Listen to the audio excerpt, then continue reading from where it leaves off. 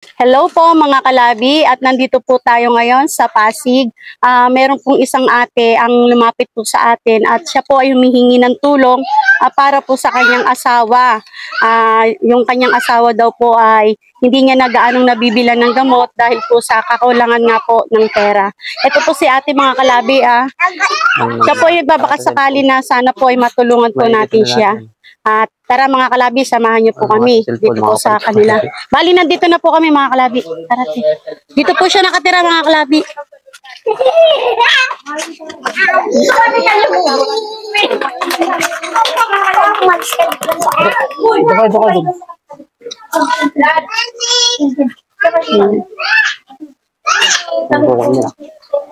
Hello po, magandang tanghali po. Kuya, opo. Bali po si Kuya, anong pangalan niyo po kuya? Joselito po. Joselito po. Ilang taon na po kayo kuya? 36 po. 36.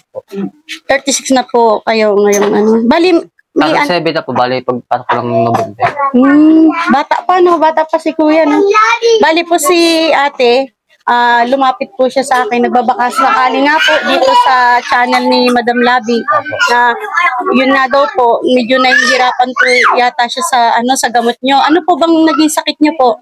Ito po, sa uric acid po siya, mataas po.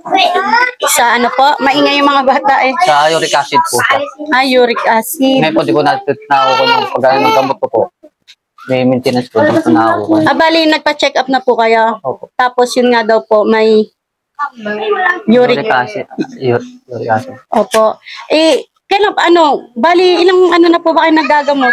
Matagal na po ba kayo nagkasakit? Matagal na po. Mga taon na po ba o buwan? Taon na po. Taon na. Opo. Paulit po siya, sumasakit po. Ngayon, wala po. Mga ilang araw po, babalik ko naman po. Ayun, kumbaga, pabalik-balik lang yung nararamdaman nyo. Pag sumasakit po siya, ano yung Hindi po ako makakalakad ng basta nakahiga na lang. hindi kayo nakakalakad ng maayos. Opo. Tapos ihiga nyo na lang, ganun. Minsan po binubuhat ko na po. Kami sa binubuhat nyo na lang po siya kasi nga hindi niya na... Pero sa ngayon mismo, nakakalakad po siya kasi naman siya. Pag po, tawag dito, may time din po ba na na pagka, ibig sabihin, may time din na hindi na kayo nakakainom ng gamot? Opo. Pag po hindi kayo nakakainom ng gamot, ano po yung nangyayari sa inyo? Nangihina na po yung katawan ko. Gaano siya, lalang. Nakakalakad. Tapos po, kapag siyempre ganyan na may sakit po kayo, hindi rin po kayo nakakapaghanap buhay. Hindi na po. Sigurado po yun, di ba? Opo. Kasi nga, Bali, 3 taon na po hindi nakakapagtrabaho. ay, bali, 3 taon na po kayo hindi nagtatrabaho. Opo. Di sino na lang na nagtatrabaho po? Siya po. Kasi isang po kayo nagtatrabaho. Ay, Mami Ligaya Ramos. Bali, magkano po yung sinasahod nyo ron? 300 po. Inaano ko na lang po, pinagpapasok na lang po. Taga lang po. Ang bigil ng gamot. Ibig ko sabihin, sa 300 a day yung sinasahod nyo. Tapos, paano nyo yung napagkakasya? Yung gamot po ni, kuya? Minsan po, hindi na po ako nakakabili. Kasi lakot siya po. Opo. May anak din po ba kayo?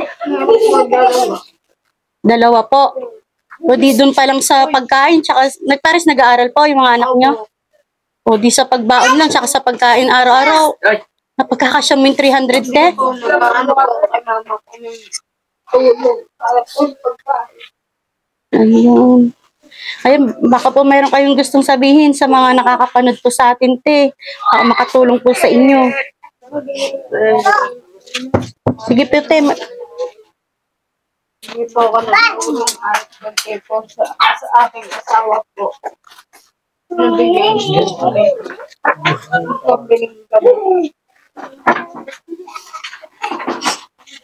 Ikaw po, kuya, meron ka pong gustong sabihin sa kanila? Ganun lang po. Nangingi po ako ng tulong na panggamot ko po. Pangkustos. Nakakalungkot isipin yung ganito, no? Opo. Ilan taong ka na, te? 30 po. 30, tas si kuya 37, no? Tapos yung anak niyo po, nasan sila? Iyan. Ako yung isa. Lalaki? Ako. Yung isa, yan, ilang taon na po yan?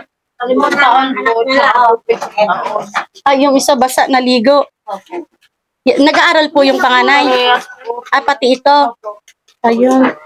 Paano yun? Yung araw-araw po ba nakakapagtrabaho din kayo? Opo. Minsan po, di ko na po ano po yung baon nila. Na, Minsan po, binibigay ko na lang po yung pambiling gamot. Binibigay ko na lang po yung baon ng mga anak ko. tapos, Di na po ako nakakabili. ng gamot talaga. Kaya yun po, mga kalabi, yung nilalapit nga nila ate tsaka ni kuya na sana daw po ay matulungan po si kuya sa sa gamot po niya. Magkano po ba yung gamot ni kuya? 300 po yung sa maintenance po, tapos po yung 150 po yung sa ano niya po. Isang panig, 350 po. Pag isang box po, sa kulang 1,000 po. Isang linggo na yun o isang buwan? Isang buwan po yung maintenance ko po ng isang buwan. Tatlong Ayun. banig po yun. 150 po yung sa kilot niya. Bali dalawa iniinom niya. Bale, 3 po. Tatlo. Pati po yung sa maganya. Ayun. Ayun nga po mga kalabi, dahil po sa maliit na na sahod ni ate na pinagkakasya, halos hindi na rin po sila nakakapili ng ng gamot po ni kuya. Kaya sana po sa meron pong mabubuting puso po dyan o nakakaluwag po sa buhay, sana po matulungan po natin sila kahit po sa maliit na halaga. No? Ayan te, magpapaalam na kami. Ito, mo muna, pagpasensyaan nyo muna to ha. Salamat po. Opo. At mahirap lang din si Madam Labi. Ika nga nila, hindi hadlang yung kahirapan, di ba? Kahit maliit na halaga, di ba po? Tama? Oo, daw. Opo, ayan. Opo. At sana mag-pray po tayo na sana po may makapansin po sa nyo, panawagan nyo po, no? Opo. Ayan mga kalabi, hanggang dito na lang po at maraming salamat po sa patuloy na sumusubaybay kay baby girl Madam Labi. Mga kalabi, God bless us all. Paalam po.